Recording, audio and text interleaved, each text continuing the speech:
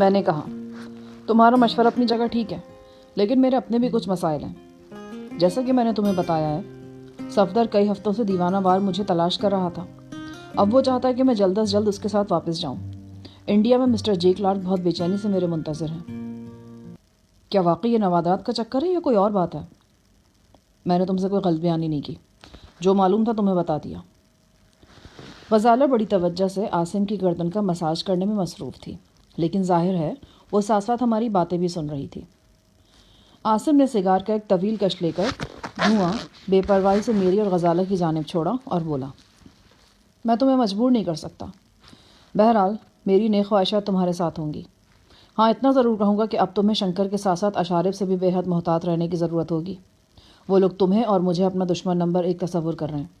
تم نے دیکھا ہی ہے 2 روز پہلے انہوں نے کس طرح وحشیانہ انداز سے ہم پر چڑھائی کی ہے۔ وہ تو خدا کا شکر ہے کہ دونوں طرف سے بہت زیادہ جانی نقصان نہیں ہوا، ورنہ جس طرح کھلم کھلا فائرنگ ہوئی تھی نا، درجنوں افراد ہلاک ہو سکتے تھے۔ میں بہت سے افراد کے لیے دشمن نمبر 1 ہوں۔ اگر ان افراد میں چند ایک کا اضافہ اور بھی ہو جائے تو کیا فرق پڑے گا مجھے؟ غزالہ نے محسوس کر لیا تھا کہ اس نقطے سے ہماری گفتگو کوئی تلخ رخ اختیار کر سکتی ہے۔ اس نے مداخلت کی اور رسٹ واچ پر نگاہ ڈالتے ہوئے بولی، عاصم، آپ کی دوا کا وقت ہو گیا ہے، ویسے بھی 9 بج گئے ہیں، اب آپ کو سو جانا چاہیے۔ میں موقع غنیمت جان کر عاصم کے پاس سے اٹھ گیا۔ وہ ساری رات میں نے جاگتے ہوئے گزار دی۔ میں دیکھ رہا تھا کہ 2-2.5 ماہ کی رفاقت کے بعد اب ایک بار پھر غزالہ سے دور ہونے کا وقت آ گیا ہے۔ ایک بار پھر ہمارے شب و روز ایک دوسرے کی نگاہوں سے اوجھل ہونے والے تھے۔ کچھ پتہ نہیں تھا کہ اب دوبارہ کب ملاقات ہوتی ہے۔ زندگی اور موت کی چھینا چھپٹی ہمارے ارد گرد اس قدر تیز ہو چکی تھی کہ ایک پل کا بھی بھروسہ نہیں رہا تھا۔ میرا دل بار بار مجھے مجبور کر رہا تھا کہ میں غزالہ کو گہری کھائی میں گرنے سے بچانے کے لیے کچھ کروں۔ جو میں دیکھ رہا تھا وہ نہیں دیکھ رہی تھی۔ اگر وہ نہیں دیکھ رہی تھی تو اس کا مطلب یہ نہیں تھا کہ میں بھی اپنی آنکھیں بند کر لوں۔ یہ سوچ کر کہ غزالہ بار بار میری رائے کو ٹھکرا رہی ہے، میں اپنی انا کے خول میں چھپ جاؤں اور اسے اس کے حال پر چھوڑ دوں۔ رات بھر میرے اندر ایک زبردست کشمکش جاری رہی۔ یہ حقیقت ہے کہ جھوک زامن کی حویلی میں قیام کے دوران میں نے حتمی فیصلہ کر لیا تھا کہ غزالہ کو اس کے حال پر چھوڑ دوں گا، اس سے ہمیشہ کے لیے لاتعلق ہو جاؤں گا اور سمجھ جاؤں گا کہ اس نام کی کوئی لڑکی میری زندگی میں آئی ہی نہیں تھی۔ وہ میری آنکھوں کے سامنے بھی آگ میں کودنے کی کوشش کرے گی تو اسے روکوں گا نہیں، اپنی آنکھیں بند کر لوں گا اور ہر احساس کو کچل ڈالوں گا۔ لیکن آنکھیں بند کرنا اور احساس کو کچلنا اتنا آسان نہیں ہوتا، اور پھر جب معاملہ ایک ایسی ہستی کا ہو جو لہو بن کر رگوں میں دوڑتی ہو اور جس کی محبت زندگی کے ساتھ ساتھ پروان چڑھ کر رگے جاں قرار پائی ہو، تو آنکھیں بند کرنا اور احساس کو کچلنا اور بھی مشکل ہو جاتا ہے۔ جھوک زامن میں جاگیردار قادر زمان کی حویلی کے کمرے میں چند ماہ پہلے میرے اور غزالہ کے درمیان ایک زوردار بحث ہوئی تھی۔ میں نے غزالہ سے اس کا جواب ہاں یا نہ کی صورت میں مانگا تھا۔ غزالہ کوشش کے باوجود ہاں میں جواب نہیں دے سکی تھی، اور ان لمحات میں نے تہیہ کر لیا تھا کہ غزالہ سے اب کوئی تعلق نہیں رکھوں گا۔ مگر حالات نے ایک بار پھر میرے دل میں اس کے لیے تڑپ پیدا کر دی تھی۔ میں بار بار غزالہ سے ترک تعلق کے ارادے باندھتا تھا اور توڑتا تھا۔ ہر بار یہی لگتا تھا کہ یہ ارادہ حتمی اور آخری ہے، لیکن ہر بار کوئی نہ کوئی ایسی بات ہو جاتی کہ وہ ارادہ آخری نہیں رہتا تھا۔ خدا جانے کیا بات تھی اس تعلق میں کہ یہ ٹوٹ کر بھی نہیں ٹوٹتا تھا۔ کئی بار غزالہ کی پتھر خاموشی سے سر ٹکرانے کے باوجود میرا دل چاہتا تھا کہ میں اس خاموشی سے سر پھوڑ دوں۔ اگلے 2 روز بھی ہم نے صحرا میں سفر جاری رکھا۔ یہ گرمی، پیاس اور خدشات کا سفر تھا۔ صحرائی بگولے ہمارے ارد گرد چکراتے پھرتے تھے۔ یہ بگولے کبھی کبھی کسی مینار کی طرح بلند اور کبھی سیدھے نظر آتے تھے۔ گرد باد اٹھتے تھے اور ریت کے ٹیلوں کو دیکھتے ہی دیکھتے ایک مقام سے دوسرے مقام پر منتقل کر دیتے تھے۔ تیز ہوا کے بعد ریت پر لہروں کے نقوش ابھرتے تھے اور ہمیں یوں محسوس ہوتا تھا جیسے ہم ریت کے سمندر میں ہیں اور اونٹوں کی کشتیوں پر سفر کر رہے ہیں۔ صحرا اپنے تمام پر عجائبات اور طلسمات کے ساتھ ہمارے سامنے تھا۔ ایک روز سپہر کے وقت ہم ایک ایسی ڈھلان سے گزرے جہاں پر ریت پھسلتی ہوئی محسوس ہوتی تھی۔ اس موقع پر ہمارا صحرائی رہنما یاسر اچانک چیخنے لگا۔ وہ عربی میں چیخ رہا تھا۔ عبداللہ کی زبانی معلوم ہوا کہ وہ ہمیں راستہ بدلنے کا حکم دے رہا ہے اور بتا رہا ہے کہ ایسی پھسلتی ہوئی ریت پر چلنا خطرناک ہوتا ہے۔ میں نے اور صفدر نے عبداللہ سے تفصیل معلوم کی تو پتہ چلا کہ خطرناک صحراؤں میں بعض مقامات ایسے ہوتے ہیں جو دلدل کی طرح انسان کو ہڑپ کر لیتے ہیں۔ اس ریت پر بوجھ پڑتا ہے تو وہ نیچے ہی نیچے بیٹھتی چلی جاتی ہے، اور جو جاندار یا بے جان چیز ریت کے اوپر ہوتی ہے وہ اندر دھنستی چلی جاتی ہے۔ ایسی ریت کو مقامی زبان میں ریگ روا کہا جاتا ہے، اور مسافر اپنی دعاؤں میں ایسی جان لیوا آفت سے پناہ مانگتے ہیں۔ یہ سن کر مجھے مشہور زمانہ English film the Lawrence of Arabia یاد آ گئی، وہی فلم جس میں ضیاء محی الدین اور عمر شریف نے بھی کردار ادا کیے تھے۔ اس فلم کے ایک دردناک سین میں ہیرو اپنے 2 ساتھیوں کے ہمراہ دمشق کی طرف رواں ہوتا ہے کہ ریگ رواں میں پھنس جاتا ہے۔ اس کی آنکھوں کے سامنے اس کا ایک ساتھی ریتیلی دلدل میں پھنستا ہے اور تڑپ تڑپ کر جان دیتا ہے۔ اس سین کے تصور نے میرے رونگٹے کھڑے کر دیے اور میں اس ناقابل گمان کرب کا اندازہ لگانے کی کوشش کرنے لگا جو ایک پیاسا انسان آگ کی مانند تپتی ہوئی ریت میں زندہ درگور ہو کر محسوس کرتا ہوگا۔ سفر کے دوران میری کوشش رہی کہ غزالہ سے الوداعی گفتگو کرنے کا موقع مل جائے، لیکن شیخ سائے کی طرح اس کے ساتھ لگا رہا۔ وہ ہمہ وقت غزالہ کو اپنے آپ میں مشغول رکھتا تھا، حتیٰ کہ وہ سو بھی رہا ہوتا تو بھی غزالہ اس کی تیمارداری میں لگی رہتی۔ کبھی گردن سہلا رہی ہے، کبھی اسے دوا کھلانے کے لیے جاگ رہی ہوتی۔ پتہ نہیں اتنی شوہر پرستی کہاں سے آ گئی تھی اس کے اندر۔ اس کی والدہ یعنی چچی فاخرہ تو ہرگز ایسی نہیں تھی، بلکہ اسے تو الٹ کہنا چاہیے۔ شاید یہ غیر متزلزل جذبہ اس کے اندر باپ کی طرف سے آیا تھا۔ اس سفر کے دوران ابی باقر اور صفدر میں گاڑی چلنے لگی تھی۔ وہ اکٹھے سفر کرتے اور ساتھ ساتھ بلا تکان باتیں بھی کرتے رہتے۔ اشارب کا جو ساتھی پکڑا گیا تھا اس کی حالت خراب تھی، دونوں ٹانگوں کے زخم خراب ہو گئے تھے اور غزالہ کی سخت کوشش کے باوجود بھی اس کا بخار نہیں اتر رہا تھا۔ اس کے برعکس ابی باقر کا پاؤں بالکل ٹھیک تھا اور وہ اٹھتے بیٹھتے اسے دعائیں دیتا تھا۔ اس کی دعاؤں کا دوسرا مرکز میں تھا۔ وہ درجنوں بار اس واقعے کا ذکر کر چکا تھا جب میں غار سے باہر نکل کر اسے اپنے ساتھ غار کے اندر لے گیا تھا۔ غزالہ کے ساتھ سفر کرنے والے بچے کی اٹکھیلیاں اور شوخیاں مان پڑی ہوئی تھیں۔ پسینے میں ڈوبے سفر نے بڑوں کا حشر نشر کر دیا تھا۔ وہ تو پھر دودھ پیتا بچہ تھا۔ اس کے علاوہ میں نے یہ بھی محسوس کیا تھا کہ شیخ کو غزالہ کی بچے میں دلچسپی پسند نہیں آئی تھی۔ شاید یہی وجہ تھی کہ شیخ کی موجودگی میں غزالہ بچے کی طرف کم توجہ دیتی اور ہمہ وقت شیخ کے چاؤ چوچلوں میں ہی لگی رہتی تھی۔ بالآخر تیسرے روز دوپہر کے وقت اس طویل صحرائی سفر کا خاتمہ ہوا اور ہم چمکتی دمکتی ہائی وے پر پہنچے جو ساحل کے ساتھ ساتھ ابوظہبی کی طرف جاتی تھی۔ یہاں ایک ویران فلنگ اسٹیشن سے عاصم کا کارندہ ابوظہبی فون کرنے میں کامیاب ہو گیا۔ قریباً 1 گھنٹے بعد 2 ایئر کنڈیشنڈ کوچز موقع پر پہنچ گئیں۔ کوچز کی کھڑکیوں پر پردے لگے ہوئے تھے۔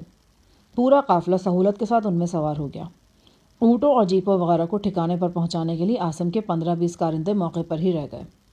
یکبستہ کوچز میں بیٹھ کر اور واٹر کولر کا ٹھنڈا شفاف پانی پی کر یوں لگا کہ 70,000 برس تک جہنم یاترا کرنے کے بعد ہم جنت میں پہنچ گئے ہیں۔ مخصوص راستوں سے گزر کر یہ کوچز ابوظہبی کے مضافات میں ایک محل نما عمارت میں پہنچی۔ عمارت کے اطراف میں خوبصورت باغ تھا اور پانی سے لبالب بھرے ہوئے 2 نیلگوں سوئمنگ پول تھے۔ جیسا کہ بعد میں معلوم ہوا کہ یہ عاصم کے ایک شیخ دوست کی خفیہ رہائش گاہ تھی۔ منان نامی یہ دوست بھی ہمارا ہم سفر رہا تھا۔ محل کے یکبستہ کمروں میں ہم نے ایک رات مکمل سکون سے گزاری۔ ہم یعنی میں اور صفدر اگلے روز دوپہر تک سوتے رہے۔ اگلے روز دوپہر کا پرتکلف کھانا کھاتے ہوئے جب میں نے اسٹرابیری کے جوس کا یک گلاس ہاتھ میں اٹھایا تو نہ جانے کیوں ذہن ان افراد کی طرف چلا گیا جو صحرا میں ہمارے ساتھ سفر کی صحبتیں برداشت کرتے رہے تھے لیکن ہمارے ساتھ صحرا سے نکل نہیں سکے تھے۔ وہیں تپتی ہوئی ریت پر جاں غسل پیاس اوڑھ کر سو گئے تھے۔ میری مراد ان 5 افراد سے ہے جو شیخ اشارب کے جنونی حملوں میں جاں بحق ہوئے تھے۔ ہم ان کی لاشیں وہیں سرخی مائل پیاسی ریت میں دفنا کر آ گئے تھے۔ کھانے سے فارغ ہو کر میں شیخ عاصم سے ملنے کے لیے کمرے سے نکل آیا۔ صفدر بہت بے چین تھا اور اس کی خواہش تھی کہ میں جلد از جلد شیخ سے اجازت لے کر یہاں سے نکل چلوں۔ اس کے بس میں ہوتا تو شاید وہ مجھے برق آسمانی پر بٹھا کر انڈیا پہنچا دیتا۔ میں شیخ کے کمرے میں پہنچا تو گارڈ نے بتایا کہ ابھی 15 منٹ پہلے کسی ضروری کام سے وہ باہر نکل گئے ہیں۔ اتنے میں مجھے غزالہ دروازے پر نظر آئی۔ وہ کھلے لبادے میں تھی اور اس کے بال شانوں پر بکھرے ہوئے تھے۔ عاصم کہاں ہیں؟ وہ شہر گئے ہیں، کوئی ارجنٹ کام تھا، کہہ رہے تھے کہ شام 7-8 بجے تک آ جاؤں گا، اگر نہ آئے تو کل صبح آؤں گا۔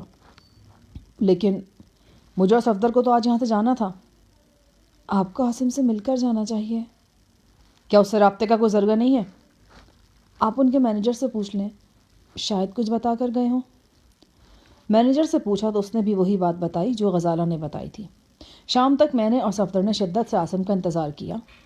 میں نے سوچ رکھا تھا کہ اگر شام تک بھی وہ نہیں آیا تو ہم روانہ ہو جائیں گے۔ ہم اس کے ہاتھ بندھے غلام نہیں تھے کہ اس کے حکم کے منتظر رہتے۔ لیکن پھر شام کو میرے ذہن میں ایک اور بات آئی۔ عاصم یہاں موجود نہیں تھا۔ کئی روز سے جو بات میں غزالہ سے کہنا چاہ رہا تھا وہ آج کر سکتا تھا۔ آج رات مجھے وہ موقع مل سکتا تھا جو صحرا میں کوشش کے باوجود نہیں ملا تھا۔ میں نے گھوم پھر کر اطراف کا جائزہ لیا۔ غزالہ والے کمرے کی عقبی کھڑکی میں ایک چھوٹی سے باغیچے میں کھلتی تھی۔ کھڑکی میں گرل وغیرہ نہیں تھی۔ ہاں، چوکور باغیچے میں 8-10 فٹ اونچا آہنی جنگلہ لگا ہوا تھا۔ جنگلے میں ایک دروازہ تھا جو مقفل تھا۔ اگر میں جنگلے میں داخل ہو جاتا اور غزالہ کے کمرے کی کھڑکی تک پہنچ سکتا تھا پھر میں بے چینی سے رات کا انتظار کرنے لگا۔ شیخ ابھی تک لوٹا نہیں تھا، لہٰذا یقینی بات تھی کہ اب وہ کل ہی آئے گا۔ غزالہ کے کمرے کے دروازے پر 2 مسلح گارڈز موجود تھے۔ ان کی نگاہ بچا کر غزالہ تک پہنچنا ناممکن تھا۔ دوسری صورت یہ تھی کہ میں عقبی باغیچے میں داخل ہو کر کھڑکی استعمال کرتا اور غزالہ تک پہنچ جاتا، لیکن یہ بھی رسکی طریقہ تھا۔ شیخ میرے حوالے سے پہلے ہی شکوک و شبہات میں گھرا ہوا تھا۔ وہ پچھلے 6-7 روز میں کئی بار مجھے کوریدنے کی کوشش کر چکا تھا۔ وہ جاننا چاہتا تھا کہ صحرائی بستی میں قیام کے دوران میرا اور غزالہ کا تعلق کتنا رہا ہے۔ اس کی گفتگو میں شک کے پھنکارتے میں صاف سنے جا سکتے تھے۔ اب اگر کسی طرح اسے پتہ چل جاتا کہ میں رازداری سے غزالہ کے کمرے میں داخل ہوا ہوں تو یقیناً اس کی رقابت شعلہ جوالا بن جاتی اور غزالہ کے لیے بہت سی مشکلات کھڑی ہو جاتی۔ سوچ بچار کے بعد میں نے فیصلہ کیا کہ کیوں نہ صاف سیدھے طریقے سے جا کر غزالہ سے مل لوں۔ میں یہاں سے واپس جا رہا تھا۔ جانے سے پہلے الوداعی ملاقات کرنا نارمل سی بات تھی۔ میں نے وقت دیکھا، 10 بجنے میں بھی 15-20 منٹ باقی تھے۔ ملاقات کے لیے یہ معقول ٹائم تھا۔ صفدر ابی باکر کے کمرے میں بیٹھا گپے ہانک رہا تھا۔ میں نے اسے بتایا کہ میں غزالہ کی طرف جا رہا ہوں۔ کوریڈور میں آیا تو غزالہ کے کمرے کے سامنے گارڈز موجود نہیں تھے۔ معلوم ہوا کہ غزالہ لان میں ہے۔ میں نے برآمدے میں جا کر دیکھا۔ وہ سوئمنگ پول کے کنارے خوبصورت درختوں تلے تنہا بیٹھی تھی۔ بچہ اس کے قریب سبز گھاس پر کھیل رہا تھا۔ گفتگو کے لیے ایک بہترین موقع تھا۔ میں اس کے پاس پہنچا اور ایک کرسی گھسیٹ کر بیٹھ گیا۔ دونوں گارڈز کافی فاصلے پر تھے اور ہماری گفتگو کی پہنچ سے دور تھے۔ غزالہ، جاگیردار قادر زمان کی حویلی میں تم نے میرے آخری سوال کا جو آخری جواب دیا تھا، اس کے بعد مجھے زیب تو نہیں دیتا کہ تم سے ایک بار پھر اسی موضوع پر بات کروں، لیکن پتہ نہیں کیوں اس معاملے میں مجھے اپنے دل پر اختیار نہیں ہے۔ شاید اس میں کچھ قصور حالات کا بھی ہے کہ وہ پھر ہم ایک دوسرے کے قریب لے آئے تھے۔ کہتے ہیں کہ آنکھ اوجل پہاڑ اوجل، لیکن جب میں سب کچھ دیکھ رہا ہوں تو پہاڑ کو اوجل کیسے سمجھ لوں؟ مجھے لگتا ہے کہ اگر میں خاموش رہوں گا تو اپنے آپ کو کبھی معاف نہیں کر سکوں گا، اپنی ہی نگاہوں میں ہمیشہ کے لیے ذلیل و خوار ہو جاؤں گا۔ لہٰذا میں اپنی نگاہوں میں ذلیل ہونے سے بہتر سمجھتا ہوں کہ تمہاری نگاہوں میں ہی کچھ اور ذلیل ہو جاؤں۔ میں یہ کہنے پر مجبور ہوں کہ تم آنکھیں بند کر کے ایک اندھے اور زہریلے کنویں میں چھلانگ لگا رہی ہو۔ یہ بات تو طے ہے کہ شیخ کی خصلت کو تم اچھی طرح جان چکی ہو۔ تمہارا موقف ہے کہ تم اسے سدھارنے کی کوشش کر رہی ہو۔ مجھے تمہارے موقف سے مکمل اختلاف ہے۔ جس طرح پانی کو 100 سال تک بلونے سے بھی مکھن نہیں نکالا جا سکتا، اسی طرح عاصم کے اندر سے بھی شرافت برآمد نہیں کی جا سکتی۔ سوئے ہوئے کو تو جگایا جا سکتا ہے، لیکن مرے ہوئے کو نہیں۔ عاصم کے اندر اگر کوئی پیدائشی اچھائی موجود تھی بھی تو وہ اس کی مسلسل سیاکاریوں کے بوجھ تلے دب کر مر چکی ہے۔ غزالہ کی پلکیں جھکی ہوئی تھیں، ہونٹ تھرا رہے تھے، لیکن وہ کچھ بول نہیں رہی تھی۔ غزالہ، یہ حقیقت ہے کہ میں تم سے محبت کرتا ہوں، لیکن یہ بھی حقیقت ہے کہ اس محبت میں کوئی مفاد پوشیدہ نہیں، اور جس محبت میں کوئی مفاد نہیں ہوتا اس میں کوئی ڈیمانڈ بھی نہیں ہوتی۔ تمہیں پانا میری زندگی کی سب سے بڑی خواہش ہے، لیکن اس خواہش کے لیے میں کسی چھوٹی سے چھوٹی اخلاقی قدر کا خون کرنا بھی گناہ سمجھتا ہوں۔ پھر یہ کیسے ہو سکتا ہے کہ میں تمہیں مجازی خدا سے دور کرنے کی کوشش کروں؟ اگر میں کر رہا ہوں تو وہ اس لیے کہ وہ مجازی خدا نہیں ہے۔ اگر تمہیں اب بھی شبہ ہے کہ میرے موقف کے پیچھے کوئی میرا مفاد پوشیدہ ہے تو تم جیسی چاہو مجھ سے قسم لے سکتی ہو۔ اس کے علاوہ میں تمہیں یقین دلانے کے لیے اور کوئی طریقہ ہے تو مجھے وہ بھی بتا دو۔ غزالہ نے اشکبار نظروں سے مجھے دیکھا، لیکن بولی کچھ نہیں۔ وہ بے قراری سے پہلو بدل رہی تھی۔ مجھے لگا کہ وہ ابھی اٹھ کر چل دے گی۔ صرف ایک آخری بات غزالہ، میں تمہاری قسم ہی کھاتا ہوں کہ آئندہ زندگی میں کبھی بھی میں اس موضوع پر تم سے بات نہیں کروں گا۔ جو کچھ میں نے کہا وہ پوری دیانتداری سے کہا ہے، اور میری عقل سمجھ کے مطابق وہ بالکل صحیح ہے، لیکن بالفرض اگر زندگی کے کسی موقع پر میرا کہا غلط ثابت ہو جائے تو اسے میری بشرہ غلطی سمجھ کر معاف کر دینا۔ وہ مرتعش لبوں کے ساتھ پلکیں جھکائے بیٹھی رہی، کچھ کہنا چاہ رہی تھی لیکن کہہ نہیں پا رہی تھی۔ میں اسے مستحکم لہجے میں خدا حافظ کہہ کر واپس لوٹ آیا۔ گھاس پر کھیلتے بچے نے توتلی زبان میں مجھ سے کچھ کہا، مگر میں سنی انسنی کر کے رہائشی حصے کی طرف چلا گیا۔ میری سمجھ میں ایک بات نہیں آ رہی تھی۔ غزالہ آج بالکل خاموش تھی، حالانکہ اس سے پہلے اس موضوع پر جب بھی گفتگو ہوئی وہ خاموش نہیں رہی تھی۔ خاص طور سے جب بھی میں نے شیخ کے لیے کوئی سخت لفظ استعمال کیا اس نے فوراً جواب دیا تھا اور شیخ کا دفاع کیا تھا۔ آج بھی میں نے شیخ کے لیے مردہ ضمیر اور بدخصلت جیسے الفاظ استعمال کیے، لیکن غزالہ چپ رہی۔ کیا یہ غصے کی انتہا تھی کہ وہ کچھ بول نہیں پا رہی تھی، یا پھر اس کے رویے میں کوئی تبدیلی واقع ہوئی تھی؟ میں بہت دیر تک اس معاملے میں الجھتا رہا لیکن کوئی نتیجہ اخذ نہیں ہو سکا۔ اسی دوران میں مجھے صفدر کی صورت نظر آ گئی۔ وہ ابی باقر کے ساتھ کوریڈور میں چلا آ رہا تھا۔ ابی باقر چھڑی کے سہارے چل رہا تھا۔ دونوں سرگوشیوں میں بات کر رہے تھے۔ وہ اکثر اسی انداز میں بات کرتے نظر آتے تھے۔ مجھے دیکھ کر صفدر میری طرف چلا آیا۔ ہم کمرے میں آ بیٹھے۔ کہیے جناب، غزالہ سے ملاقات کیسی رہی؟ بس نارمل۔ لیکن آپ کا موڈ تو نارمل نہیں لگتا۔ وہ کریدنے پر تلا ہوا تھا۔ مجھے اس کے لہجے میں خاص کیفیت محسوس ہوئی، جیسے وہ کوئی ایسی بات جانتا ہو جو میں نہیں جانتا۔ تم کیا کہنا چاہ رہے ہو؟ کہنا نہیں، دکھانا چاہ رہا ہوں۔ کیا دکھانا ہے؟ پہلے آپ بتائیں کہ غزالہ صاحب کی ملاقات کیسی رہی۔ میرا مطلب ہے کہ وہ نارمل تھی یا اب نارمل تھی؟ اگر میں کہوں اب نارمل تھی تو پھر؟ مجھے یقین ہے کہ اب نارمل ہی رہی ہوگی، کیونکہ آپ سے پہلے میں غزالہ سے مل چکا ہوں۔ میں کچھ سمجھا نہیں۔ صفدر نے جیب سے ایک طے شدہ کاغذ نکالا اور میرے سامنے رکھ دیا۔ یہ کیا ہے؟ یہ ایک مختصر لیکن نہایت اہم خط ہے۔ آج شام میں یہ خط غزالہ کو دکھا چکا ہوں۔ خط انگلش میں تھا۔ تحریر دیکھتے ہی میں پہچان گیا۔ خط شیخ عاصم کا لکھا ہوا تھا۔ مکتوب الیہ کا نام اشارب تھا۔ اشارب کے نام نے مجھے چونکا دیا۔ خط کی پہلی 2 سطور پڑھ کر ہی مجھے اندازہ ہو گیا کہ عاصم نے شیخ اشارب کو یہ خط چند روز پہلے صحرا میں لڑائی کے دوران لکھا تھا۔ خط پر اسی دن کی تاریخ تھی جس دن اشارب کے مسلح ساتھیوں نے غار سے باہر ہمارا محاصرہ کر رکھا تھا اور دم بدم اپنا گھیرا تنگ کرتے جا رہے تھے۔ خط کچھ یوں تھا: اشارب، تم نے میرے باغی کارندے شنکر کے ساتھ مل کر میری غیر موجودگی میں جو کچھ کیا وہ ہر لحاظ سے ایک سنگین غلطی تھی۔ میری شریک حیات جمیلہ نور تمہاری سازش کی بھینٹ چڑھی اور میرے ساتھیوں کو شنکر کے ہاتھوں شدید ترین مشکلات کا سامنا کرنا پڑا۔ ان میں وہ خوبرو خاتون سلطانہ بھی شامل ہے جو میرے پاس اتالیق کے طور پر کام کرتی رہی ہے۔ شنکر نے اس میں دری کے بعد اسے قتل کر دیا۔ جو کچھ تم کر چکے ہو یہ ایک طویل دشمنی کی بنیاد ڈالنے کے لیے کافی ہے، مگر میں اب بھی اس دشمنی اور قتل و غارت کا راستہ روکنا چاہتا ہوں۔ اس کی وجہ یہ ہے کہ میں اچھی طرح جانتا ہوں کہ ہماری دشمنی کی بنیاد کھوکھلی ہے اور اب تک جو ہوا وہ وقتی اشتعال یا غلط فہمی کی وجہ سے ہوا ہے۔ مجھے یقین ہے کہ ہم جمیلہ نور کے قتل کے معاملے کو بھی اپنے قبائلی قانون کے مطابق سلجھا سکتے ہیں۔ میں نے لکھا ہے کہ ہماری دشمنی کی بنیاد کھوکھلی ہے۔ شاید تم اس بات کی وضاحت چاہو گے۔ اگر غور کرو تو یہ وضاحت تمہیں خود مل سکتی ہے۔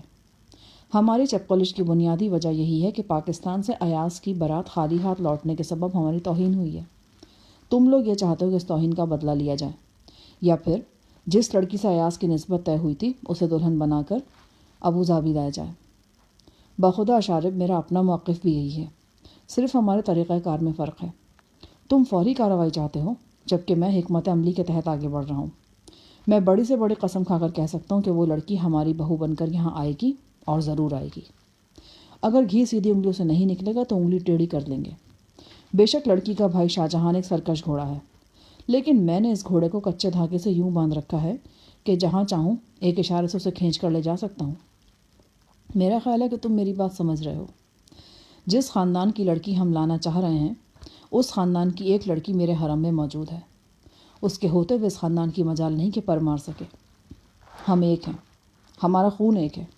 اپنی اور قبیلے کی بقا کے لیے ضروری ہے کہ ہم خون ریزی سے باز رہیں۔ تم اپنے آدمیوں کو غار کے دہانے سے پیچھے ہٹا لو، میں بھی اپنے محافظوں کو فائر نہ کرنے کی ہدایت کر دیتا ہوں۔ تمہارے جواب کا منتظر، عاصم بن ارشد۔ یہ ایک سنسنی خیز خط تھا، اور اس سے بھی زیادہ سنسنی خیز بات میرے لیے وہ تھی جو صفدر بتا رہا تھا۔ صفدر کہہ رہا تھا کہ کچھ دیر پہلے وہ عاصم کا یہ خط غزالہ کو پڑھوا چکا ہے۔ یہ خط تمہارے ہاتھ کیسے لگا؟ وہ اطمینان سے سگریٹ کا کش لے کر بولا، یہ بھی آپ ہی کا کارنامہ ہے، میں اس کا سارا کریڈٹ آپ کو دیتا ہوں۔ صفدر پہلیاں مت بجھواؤ، کس نے دیا یہ خط؟ ابی باقر نے۔ غار کے محاصرے والے دن جب اشارب اور اس کے ساتھی گھیرا تنگ کرتے چلے جا رہے تھے تو عاصم نے یہ خط اشارب کے نام لکھا تھا اور ابی باقر کی ذمہ داری لگائی تھی کہ وہ یہ خط اشارب تک پہنچائے۔ ابی باقر سفید رومال لہراتا ہوا اشارب اور اس کے ساتھیوں کی طرف بڑھا تھا، لیکن اسی وقت ایک آوارہ گولی نے ابی باقر کے پاؤں کا مزاج پوچھ لیا تھا اور وہ لڑکھڑاتا ہوا غار میں واپس آ گیا تھا۔ غار میں غزالہ نے اس کی مرہم پٹی کی تھی۔ ابھی اس واقعے کو تھوڑی ہی دیر ہوئی تھی کہ صحرا میں ٹڈی دل کا حملہ ہو گیا تھا۔ اس حملے کے بعد ایسی افراتفری مچی تھی کہ خط والی بات عاصم کے ذہن سے نکل گئی تھی۔ دوسری طرف ابی باقر بھی بھول گیا تھا کہ اس کی جیب میں خط پڑا ہے۔ صحرا میں 3-4 روز سفر کے دوران میں عاصم یا ابی باقر میں سے کسی کو بھی وہ خط یاد نہیں رہا۔ جیسا کہ آپ کو پتہ ہے کہ صحرائی سفر کے دوران میں ابی باقر مجھ سے خاصا بے تکلف ہو گیا تھا۔ ہم ایک دوسرے پر اعتماد کرنے لگے تھے اور کھل کر دل کی بات کرتے تھے۔ ابی باقر کو کسی طرح معلوم ہو چکا تھا کہ غزالہ کی شادی سے پہلے آپ اسے پسند کرتے تھے، اور یہ کہ اس پرانے تعلق کے سبب عاصم آپ سے رقابت رکھتا ہے۔ ابی باقر ایک قابل بھروسہ شخص ہے، خاص طور سے آپ کا تو اس قدر احسان مند ہے کہ آپ کے لیے گردن کٹوانے پہ بھی تیار ہے۔ ابی باقر کے اصرار پر میں نے اسے یہ بتایا کہ عاصم نے کس طرح صرف اپنے انتقام کی تسکین کے لیے غزالہ کو اپنے حرم میں شامل کیا ہے اور اسے کیسی کیسی ذہنی اور جسمانی اذیتوں سے گزارتا رہتا ہے۔ ابی باقر کے دل و دماغ پر اس روداد نے گہرا اثر کیا۔ کل جب ہم طویل سفر کے بعد یہاں پہنچے تو سب کی طرح ابی باقر بھی نہایا اور اس نے اپنے کپڑے بدلے۔ کپڑے بدلتے ہوئے اسے پسینے اور میل میں ڈوبا ہوا یہ خط ملا جو پتلون کی پچھلی جیب میں پڑا رہ گیا تھا۔ اس نے بڑے غور سے یہ خط پڑھا۔ خط میں غزالہ کا ذکر جس انداز سے کیا گیا ہے اس سے ان باتوں کی تصدیق ہوتی تھی جو میں نے سفر کے دوران میں ابی باقر کو بتائی تھی۔ ابی باقر کے ذہن نے گواہی دی کہ یہ خط میرے لیے اور آپ کے لیے بے حد کارآمد ثابت ہو سکتا ہے۔ صحرائی سفر کے دوران میں اپنے بے حس آقاؤں کے لیے اس کے دل میں جو نفرت پروان چڑھی تھی وہ اپنا اظہار چاہتی تھی۔ اس نے خط مجھے دے دیا۔ اور تم نے کیا کیا؟ میں نے وہی کیا جو ایک دوست کو دوسرے دوست کے لیے کرنا چاہیے۔ مجھ سے کوئی بھی بات ڈھکی چھپی نہیں ہے شاہ جہان صاحب۔ میں آپ دونوں کی دلی کیفیت کو اتنا ہی سمجھتا ہوں جتنا آپ خود سمجھتے ہیں۔ مجھے دیگر تمام باتوں کے علاوہ یہ بھی معلوم ہے کہ غزالہ کی اندھی خاوند پرستی سے تباہی کی طرف لیے جا رہی ہے۔ شام سے پہلے جب آپ سو رہے تھے میں غزالہ کے کمرے میں گیا تھا۔ میں نے قریباً 1 گھنٹہ اسے سمجھانے میں صرف کیا۔ میں نے سوچ رکھا تھا کہ وہ مجھ سے کتنا بھی تلخ بول لے لیکن میں اپنی بات کر کے رہوں گا، اور میں نے ایسا ہی کیا۔ آخر میں نے عاصم کی تازہ ترین سوچ بھی اس خط کی صورت میں غزالہ تک پہنچا دی۔ خط پڑھ کر اس کی آنکھوں سے آنسو نکلے اور پھر اس نے میرے کندھے سے سر لگا دیا اور پھوٹ پھوٹ کر رونے لگی۔ میں سناٹے میں صفدر کی باتیں سن رہا تھا۔ اب میری سمجھ میں یہ بات آ رہی تھی کہ ابھی تھوڑی دیر پہلے غزالہ میرے سامنے خاموش کیوں بیٹھی رہی تھی۔ اس کا جھکا ہوا سر اور لرزا ہونٹ مجھے یاد آئے۔ وہ کوشش کے باوجود کچھ کہہ نہیں پا رہی تھی۔ حیرت کی بات ہے کہ 6-7 روز گزر جانے کے باوجود عاصم اتنا اہم خط بھولا ہوا ہے۔ ہنگامہ خیز حالات کے دوران کئی اہم اور غیر اہم باتیں دماغ سے نکل جاتی ہیں۔ میں نے ایک بار پھر خط کے مندرجات غور سے پڑھے اور خط صفدر کو تھما دیا۔ اب اس خط کا کیا کرنا ہے؟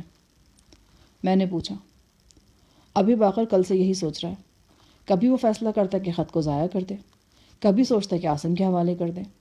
دونوں صورتوں میں خطرہ پوشیدہ ہے۔ خط ضائع کرے گا تو شیخ عاصم بے پرواہی کا الزام لگا سکتا اس پر۔ اگر عاصم کو واپس کرے گا تو اس میں بھی نقصان ہے۔ ایک تو عاصم کو بھولی بسری بات یاد آ جائے گی، دوسرے وہ ابی باقر کو متون کر سکتا ہے کہ اتنی دیر اس نے خط اپنے پاس کیوں رکھا۔ میں نے چند لمحے سوچنے کے بعد کہا، بہتر یہ کہ خط عاصم کو واپس کر دیا جائے۔ ابی باقر کو جھوٹ بولنے کی کیا ضرورت ہے؟ وہ اصل حقیقت بتا سکتا ہے کہ خط اس کے لباس کے اندرونی جیب میں پڑا رہا۔ جب کپڑے بدلے تو پتہ چل گیا۔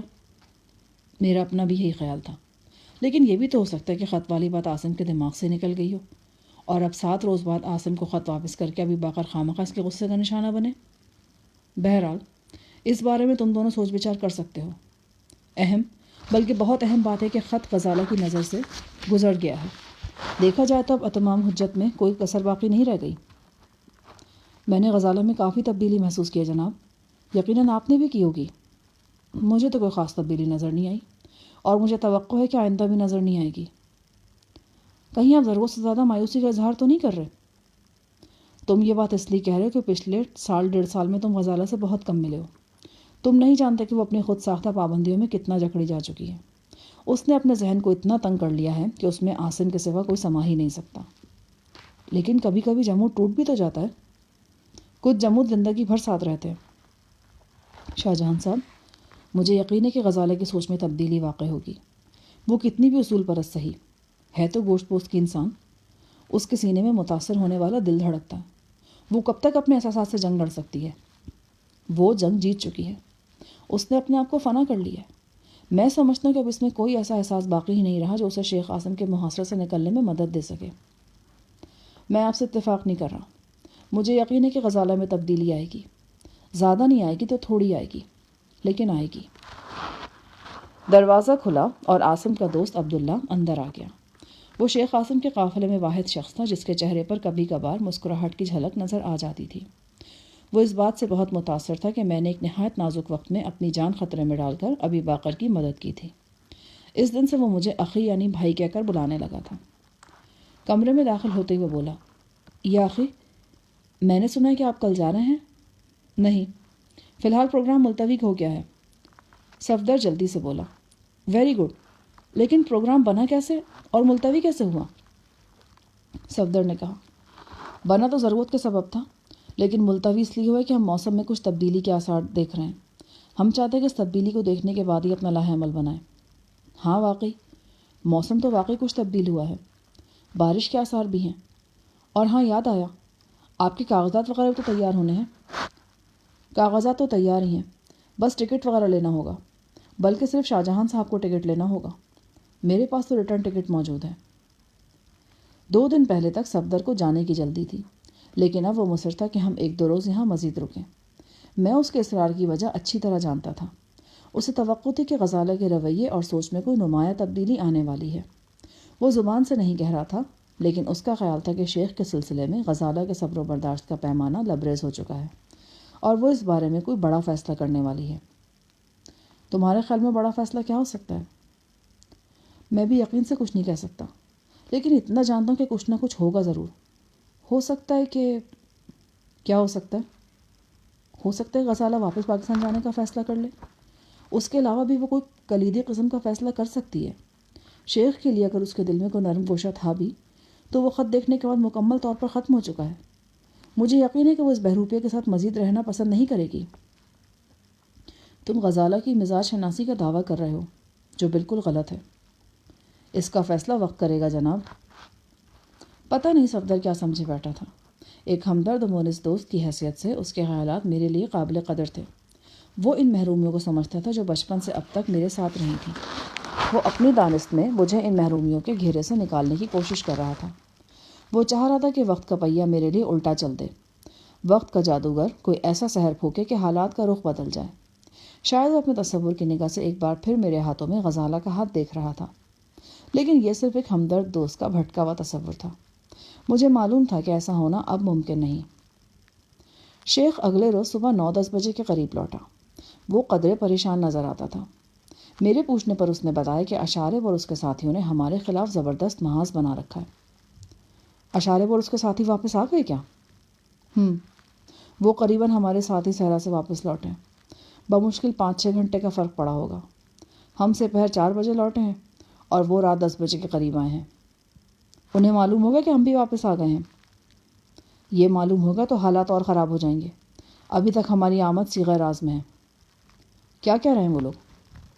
وہی کہہ رہے ہیں جو صحرا میں کہہ رہے تھے۔ وہ شنکر اور اس کے ساتھ جانے والے مقامی نوجوانوں کی گمشدگی کا ذمہ دار ہمیں ٹھہرا رہے تھے۔ ہم راہداری میں کھڑے باتیں کر رہے تھے۔ اسی دوران میں راہداری کے موڑ سے غزالہ برآمد ہوئی۔ اس نے بچے کو گود میں اٹھا رکھا تھا۔ عاصم کو دیکھ کر جیسے وہ ٹھٹک سی گئی۔ ایک لمحے کے لیے یوں لگا جیسے وہ واپس مڑ جائے گی، لیکن اب فاصلہ اتنا کم تھا کہ وہ واپس بھی نہیں جا سکتی تھی۔ ہیلو غزالہ، کیسی ہو؟ عاصم نے رسمی انداز میں پوچھا۔ پھر وہ یکدم چونک گیا۔ غزالہ کی آنکھیں رونے سے سرخ ہو رہی تھیں اور پپوٹے سوجے ہوئے تھے۔ کیا ہوا غزالہ؟ خیریت تو ہے؟ عاصم نے بدک کر پوچھا۔ کچھ نہیں، زکام سا ہے۔ اگر زکام ہے تو پھر بہت ہی خوفناک قسم کا ہوگا۔ کوئی دوا وغیرہ لی ہے کیا؟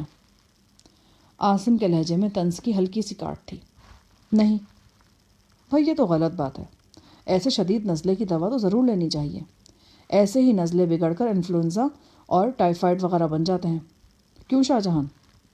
ہاں، شدید نزلے کی دوا تو ہونی چاہیے۔ یار میں یہاں نہیں تھا تو کیا، تم تو تھے نا۔ دیکھو کیا حال بنا رکھا ہے اس نے۔ تم ہی کوئی دوا کرتے۔ ڈاکٹر تو اپنا علاج خود ہی کر لیا کرتے ہیں۔ ارے بھائی، کچھ تکلیف ایسی ہوتی ہیں جن کے علاج کے لیے ڈاکٹروں کو بھی دوسروں کے پاس جانا پڑتا ہے، یعنی مسیحا کو مسیحا کی تلاش ہو جاتی ہے۔ عاصم کی ساری گفتگو پہلودار تھی۔ غزالہ ہمارے پاس سے گزری اور خاموشی سے کمرے میں چلی گئی۔ غزالہ کی غمزدہ صورت دیکھ کر عاصم بھی کچھ پریشان ہو گیا۔ وہ نہیں جانتا تھا کہ صحرا میں پرہنگام صورتحال کے دوران میں اس نے اشارب کے نام جو چند الفاظ لکھے تھے وہ کہاں سے کہاں پہنچے ہوئے تھے اور انہوں نے پڑھنے والوں پر کیا تاثر چھوڑا تھا۔ واقعات کی تیز رفتاری میں وہ شاید ان الفاظ کو بھول چکا تھا، لیکن الفاظ نے اسے فراموش نہیں کیا تھا۔ اسی روز میں نے دیکھا شام کو کہ صفدر اور غزالہ پائیں باغ کے فوارے کے پاس کھڑے باتیں کر رہے تھے۔ وہ کوئی نہایت سنجیدہ قسم کی گفتگو کر رہے تھے۔ صفدر بار بار اس بات میں سر ہلا رہا تھا۔ کچھ دیر بعد صفدر میرے پاس کمرے میں آیا تو اس کے چہرے پر پریشانی کے آثار تھے۔ کیوں، خیریت ہے؟ ہاں، ابھی غزالہ سے مل کر آ رہا ہوں۔ وہ بڑی بکھری ہوئی سے نظر آتی ہے۔ اس نے کہا کہ ہم جلد از جلد یہاں سے چلے جائیں۔ آخری الفاظ ادا کرتے کرتے صفدر کے لہجے میں ہلکی سی مایوسی آ گئی تھی۔ تو پھر کیا خیال ہے؟ میری سمجھ میں یہ بات نہیں آ رہی کہ غزالہ کھل کر بات کیوں نہیں کرتی، کیوں وہ اپنا ہر دکھ آہنی پردے کے پیچھے چھپائے ہوئے ہے۔ دکھ اپنوں کو بتایا جاتا ہے صفدر، اب وہ ہمیں اپنا نہیں سمجھتی، وہ شیخ کو اپنا سمجھتی ہے اور شیخ کے اپنوں کو اپنا سمجھتی ہے۔ شاہ جہاں صاحب، آپ مانیں یا نہ مانیں، لیکن مجھے یقین ہے کہ غزالہ کے دل و دماغ پر طاری سکوت ٹوٹ چکا ہے۔ وہ کتنی بھی مضبوط صحیح، لیکن آج اپنی بنیادوں سے وہ ہلی ہوئی نظر آتی ہے۔ اگر ایسا ہوتا تو وہ تم سے اپنا دکھ بیان کرتی، یہ کیوں کہتی کہ تم اور میں جلد از جلد یہاں سے چلے جائیں؟ صفدر اب بھی ہار ماننے کو تیار نہیں تھا۔ وہ پرسوچ انداز میں بولا، ہو سکتا ہے کہ وہ شیخ قاسم تو دو ٹوک بات کرنا چاہتی ہو، اسے اندیشہ ہو کہ دونوں میں جھگڑا ہوگا۔ ظاہر ہے کہ وہ ہماری موجودگی میں جھگڑا پسند نہیں کرے گی۔ جھگڑا؟ وہ شیخ قاسم سے جھگڑا کیا کرے گی؟ اس کی تو روح فنا ہوتی ہے شیخ کے ماتھے پر بل دیکھ کر۔ تم اس کے بارے میں کچھ نہیں جانتے صفدر، وہ شیخ کے حوالے سے بے حد مروبیت کا شکار ہے۔ کسی وقت تو یوں لگتا ہے کہ شیخ نے اپنے دبدبے سے اسے ہپنوٹائز کر رکھا ہے، وہ اس کے سامنے گونگ ہو جاتی ہے۔ گونگ زبانیں بھی کبھی کبھی بول اٹھتی ہیں شاہ جہاں صاحب، اور جب وہ بولتی ہیں تو بولنے کا حق ادا کر دیتی ہیں، لیکن یہ مختلف کیس ہے پیارے۔ صفدر نے سگریٹ کا ایک طویل کش لیا اور گہری سوچ میں ڈوب گیا۔ اس کا انداز بتا رہا تھا کہ وہ اب بھی میری بات سے مکمل اتفاق نہیں کر رہا۔ شاہ جہاں صاحب، ہم ایک کام کرتے ہیں، یہاں سے چلے جاتے ہیں لیکن یہاں رہتے بھی ہیں۔ کیا مطلب؟ ہم شیخ کو بتاتے ہیں کہ ہم یہاں سے واپس انڈیا جا رہے ہیں، لیکن رخصت ہونے کے باوجود ہم ابوظہبی سے رخصت نہیں ہوتے اور یہیں کہیں رک کر حالات کا رخ دیکھتے ہیں۔ حالات کے رخ سے تمہاری کیا مراد ہے؟ کیا تم یہ سمجھتے ہو کہ غزالہ شیخ کے خلاف کوئی زبردست قسم کا ایجیٹیشن شروع کرنے والی ہے؟ اگر ایسا ہے تو تمہاری خام خیالی ہے۔ یہاں ایسا کچھ نہیں ہونے والا جس سے کسی مجازی خدا کی عزت پہ ہلکی سی بھی گرد آ پڑے۔ صفدر نے میری آنکھوں میں جھانکا۔ شاہ جہاں صاحب، آج آپ میری اتنی سی بات مان لیں۔ اس نے کچھ ایسے انداز سے کہا کہ میں انکار نہیں کر سکا۔ اس انداز سے تو وہ جان بھی مانگتا تو شاید میں دینے کو تیار ہو جاتا۔ اس نے کبھی مجھ سے اصرار کیا ہی نہیں تھا۔ میں جانتا تھا کہ وہ جو کچھ سوچ رہا ہے وہ ہونے والا نہیں، لیکن اس کا دل رکھنے کو میں نے کہا، ٹھیک ہے بھائی، جیسا تم چاہتے ہو کر لو۔ سر تسلیم خم ہے جو مزاج یار میں ہے۔ اگلے روز 9 بجے کے قریب ہم شیخ منان کے اس شاندار محل سے روانہ ہونے کو تیار تھے۔ پہلے تو ہمارا پلان یہ تھا کہ ہم شیخ سے رخصت ہو جائیں اور ایئرپورٹ پہنچنے کے بجائے سیدھے صفدر کے میزبان حماد حسنی کی رہائش گاہ پر چلے جائیں۔ یہ حماد حسنی وہی صاحب تھے جن کا تعلق مسٹر جی کلارک سے تھا اور جنہوں نے ابوظہبی میں صفدر کو ہر طرح کی سہولت فراہم کی تھی، لیکن پھر یہ پروگرام ختم کر کے شیخ کو حقیقت حال بتانا پڑی۔ دراصل شیخ عاصم اشارب کے خطرے کی وجہ سے بہت احتیاط سے کام لے رہا تھا۔ وہ یقیناً ہمیں اپنے گارڈز کی نگرانی میں ایئرپورٹ پہنچاتا اور ہمیں جہاز میں سوار کرانے کے بعد وہ واپس آتے، اور یہ بھی ممکن تھا کہ وہ خود ہمیں سی آف کرنے کے لیے ساتھ چل پڑتا۔ لہٰذا ہم نے شیخ کو صاف صاف بتا دیا کہ ہم حماد حسنی کے گھر جا رہے ہیں اور وہاں 1-2 روز قیام کر کے انڈیا روانہ ہوں گے۔ شیخ نے حسب توقع کسی طرح کا اعتراض نہیں کیا۔ وہ بڑے دوستانہ لہجے میں بار بار ہمیں احتیاط کی تلقین کرتا رہا اور سمجھاتا رہا کہ ہم جب تک ابوظہبی میں ہیں اشارب کے خوخار کارندوں سے بے حد ہوشیار رہیں۔ اس کی پرزور خواہش تھی کہ ابوظہبی میں ہماری موجودگی کسی پر ظاہر نہ ہو۔ میں نے اسے یقین دلایا کہ ہم 4 دیواری تک محدود رہیں گے۔ 9:30 بجے کے لگ بھگ تاریک شیشوں والی وہ اسٹیشن وین موقع پر پہنچ گئی جو ہمیں حماد کی رہائش گاہ پر لے جا رہی تھی، لیکن عین آخری وقت پر ہمیں اپنا پروگرام تبدیل کرنا پڑا اور ایک روز مزید عبدالمنان کی محل نما کوٹھی میں قیام کرنا پڑا۔ عین ہماری روانگی کے وقت شیخ کو وائرلیس پر ایک پیغام موصول ہوا۔ اس پیغام میں بتایا گیا کہ شیخ اشارب کا ایک قریبی ساتھی ہماری موجودہ قیام گاہ کے آس پاس دیکھا گیا۔ اس پیغام نے شیخ کو بری طرح ہراساں کر دیا۔ بات تھی بھی پریشانی کی۔ جیسا کہ یہ بات ثابت ہو چکی تھی کہ اشارب اور اس کے ساتھی بھی ہماری طرح صحرائی سفر سے واپس آ چکے ہیں، اب ان کی طرف سے شیخ کو بے حد محتاط رہنے کی ضرورت تھی۔ ہماری رہائش گاہ کے ارد گرد اشارب کا ایک ساتھی منڈلاتا ہوا پایا گیا تھا۔ عین ممکن تھا کہ ہمارا ٹھکانہ ان لوگوں کی نظر میں آ چکا ہو۔ ایسے میں ہمارا یہاں سے نکلنا زبردست خطرے کا باعث تھا۔ شیخ کے کہنے پر ہم نے اپنی روانگی کا ارادہ ملتوی کر دیا۔ بہرحال سپہر کے وقت شیخ کو فون پر جو رپورٹ ملی وہ تسلی بخش تھی۔ شیخ کے کارندوں نے مہارت سے چھان بین کی اور یہ نتیجہ نکالا تھا کہ ہماری قیام گاہ کی نگرانی نہیں کی جا رہی۔ قیام گاہ کے قریب اشارب کے کسی ساتھی کا پایا جانا محض ایک اتفاق تھا۔ وہ ویکنڈ کی شام تھی۔ عاصم اور اس کے دوست و ساتھی صحرا میں ایک کٹھن سفر کے بعد واپس آئے تھے، لہٰذا شیخ نے ان کی دلبستگی کا سامان کیا تھا۔ اس محل نما رہائش گاہ کے اندر ہی وہ سب کچھ فراہم کر دیا گیا جو کسی 5 اسٹار ہوٹل یا کلب میں مہیا ہو سکتا تھا۔ ڈنر میں شراب پانی کی طرح بہائی گئی۔ اس محل نما عمارت میں جتنی بھی خوبصورت خادمائیں و داشتائیں موجود تھیں انہیں جشنی طرب کے لیے جمع کر لیا گیا۔ کچھ حسین چہرے باہر سے بھی لائے گئے تھے۔ ساز و آواز کی گونج میں محفل نشاط و طرب خوب جمی۔ ایک ماڈل گرل کے حصول کے لیے عاصم کے تین دوست امیرزادوں کے درمیان تنازع ہو گیا۔ تینوں آج کی شب اسے اپنی خوابگاہ کی زینت بنانا چاہ رہے تھے۔ ان میں سے ایک کو تو عاصم نے یوں راضی کیا کہ ماڈل گرل کے بجائے 2 بالکل نوخیز سری لنکن لڑکیاں اس کے حوالے کر دیں، یعنی 28 سالہ ماڈل گرل کا حساب برابر کرنے کے لیے 14 سال کی 2 کال گرلز۔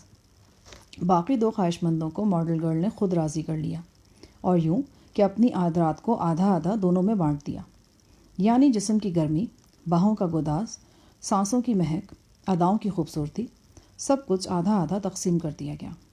لیکن ایک چیز ایسی تھی جو تقسیم ہونے والی نہیں تھی، اور وہی سب سے اہم تھی، وہ تھی محبت۔ لیکن محبت کا تو شاید یہاں ذکر ہی فضول ہے، وہ یہاں کہیں نہیں تھی۔ رات بھر اس محل نما عمارت کے بند کمروں سے جن صدا آوازیں ابھرتی رہیں، نشیلے قہقہے گونجتے رہے اور مخمور لہجے سنائی دیتے رہے۔ آدھی رات کے بعد میں نے اپنے کمرے کی کھڑکی سے دیکھا۔ سوئمنگ پول میں 3-4 جوڑے موجود تھے اور خرمستیاں کر رہے تھے۔ یورپ کے کسی نیوڈ کلب کا سا منظر نظر آ رہا تھا۔ اگلے روز 10 بجے ہم شیخ منان کی اس رہائش گاہ یا تفریح گاہ سے روانہ ہو گئے۔ تاریک شیشوں والی اسٹیشن وین کے ذریعے ہمیں مسٹر کلارک کے شناسہ حماد حسنی کے گھر پہنچا دیا گیا۔ حماد کی رہائش گاہ شہر کے ایک نہایت خوبصورت علاقے میں تھی۔ حماد درمیانی عمر کے نہایت خوش اخلاق اور ملنسار شخص تھے۔ وہ مسٹر کلارک کی ایک کیمیکل پروڈکٹ کے مقامی ڈسٹریبیوٹر تھے۔ ان کے گھر پہنچ کر ہمیں بے حد آرام اور تحفظ کا احساس ہوا۔ یہاں آنے سے قبل صفدر ابی باقر کے ذمے ایک اہم کام لگایا تھا۔ اس نے ابی باقر سے کہا تھا کہ وہ شیخ اور غزالہ پر نگاہ رکھے۔ اگر ان دونوں کے حوالے سے کوئی سے غیر معمولی بات نظر آئے تو فوراً اطلاع دے۔ یہی وجہ تھی کہ حماد کے گھر پہنچتے ہی صفدر کی نگاہ ٹیلی فون سیٹ پر جم گئی۔ اسے توقع تھی کہ جلد یا بدیر ابی باقر کی طرف سے کوئی نہ کوئی اطلاع آئے گی۔ اگلے 24 گھنٹے میں صفدر نے ابی باقر کی کال کا انتظار کرنے کے سوا اور کچھ نہیں کیا۔ سوتے وقت بھی ٹیلی فون سیٹ اس کے سرہانے ہی رکھا ہوتا۔ رات گزری اور پھر اگلا دن بھی گزر گیا۔ صفدر کا انتظار ختم نہیں ہوا۔ رات قریباً 10-11 بجے تک وہ فون کے آس پاس ہی منڈلاتا رہا۔ پھر میں اسے زبردستی ایک قریبی ریسٹورانٹ میں لے گیا۔ دن بھر کی تپش کے بعد ابوظہبی کی سڑکیں اب روشن اور بارونق نظر آ رہی تھیں۔ شفاف تارکول پر چمکتی دمکتی گاڑیاں فراٹے سے گزر جاتی تھیں۔ ہم جس ریسٹورانٹ میں داخل ہوئے اس کا نام ہی نخلستان تھا۔ اندرونی آرائش بہت منفرد تھی۔ اندر قدم رکھتے ہی یوں لگتا تھا جیسے ہم صحرا کے درمیان کسی نخلستان میں آ گئے ہوں۔ فرش دیکھ کر بالکل یوں لگتا تھا جیسے ریت بچھی ہو۔ کھجوروں کے درخت، چشمہ، اونٹ، سب کچھ تصویروں کی شکل میں موجود تھا۔ ہلکی ہلکی میوزک کی گونج میں ہم باتیں کرتے رہے۔ صفدر نے دوپہر کے وقت بھوپال میں مسٹر جی کلارک سے رابطہ کیا تھا۔ میں نے بھی مسٹر کلارک سے چند فقروں کا تبادلہ کیا۔ وہ بھوپال میں بڑی بے قراری سے ہمارا انتظار کر رہے تھے۔ ان کی آواز میں مسرت کی لرزش صاف محسوس کی جا سکتی تھی۔ اس مسرت کی وجہ یہ تھی کہ میں مل گیا تھا۔ کلارک صاحب کی بے چینی کا اندازہ اس بات سے لگایا جا سکتا تھا کہ وہ میری اور صفدر کی فوری روانگی کے لیے چارٹرڈ طیارہ تک بھیجنے کو تیار تھے۔ لیکن جب ہم نے انہیں بتایا کہ واپسی کے سفر میں کوئی دشواری حائل نہیں اور ہم کل ہر صورت میں روانہ ہوں گے تو انہیں قدرے اطمینان ہوا۔ صفدر اور میں دیر تک اس موضوع پر بات کرتے رہے۔ صفدر نے بتایا کہ مسٹر کلارک اور مشتبہ کنور کی طرح سائیں عالی بھی بے حد پرجوش ہے، بلکہ اگر یہ کہا جائے کہ اس کا جوش سب سے زیادہ ہے تو غلط نہیں ہوگا۔ وہ ساری رات جاگتا ہے اور کسی پر اسرار زبان میں جاپ کرتا رہتا ہے۔ صفدر کے بقول وہ فون پر مسٹر کلارک سے بات کر رہا تھا۔ اس وقت بھی بیک گراؤنڈ میں سائیں علی کے نعرہ ہائے فلک شگاف سنائی دے رہے تھے۔ باتیں کرتے کرتے میں اور صفدر اچانک کھڑکی سے باہر دیکھنے پر مجبور ہو گئے۔ ایک لڑکی ریسٹورنٹ کے بیرونی دروازے پر کھڑی چیخ رہی تھی۔ اس نے اپنا چہرہ دروازے کے شیشے سے لگا رکھا تھا اور دربان سے درخواست کر رہی تھی کہ وہ اس کے لیے دروازہ کھول دے۔